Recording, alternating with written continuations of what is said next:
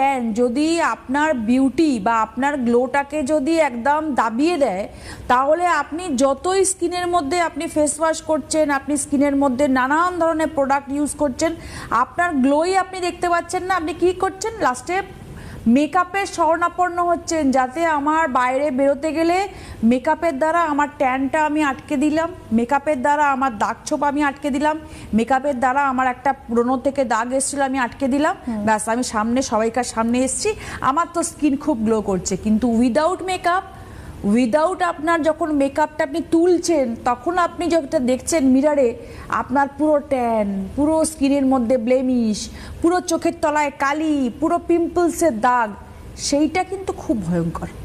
এবং আমার মনে হয় অনেক অংশে না ডিপ্রেশনে চলে যায় মানুষ এইরকম একটা ফেস দেখতে পেয়ে। আবার উল্টোটাও বলতে পারি, স্ট্রেস বা ডিপ্রেশন থেকেও কিন্তু ট্যান হয়।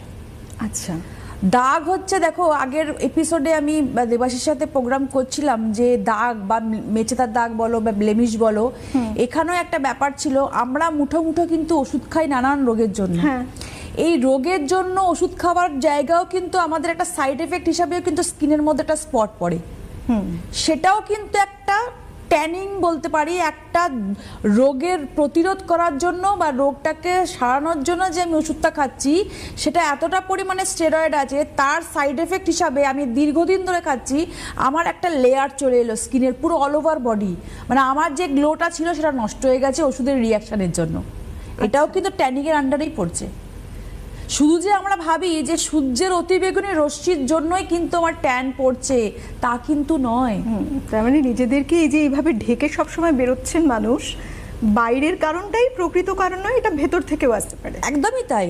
সে মাথা চোখ, শুধু চোখ দেখা যাচ্ছে, এরকম দিন আসছে শুধু চোখ দেখা যাবে আর সমস্ত অংশ ঢেকে বেরোবে, কিন্তু সে জল কম খাচ্ছে। কি লাভ হচ্ছে? লাভ তো কিছুই হচ্ছে না।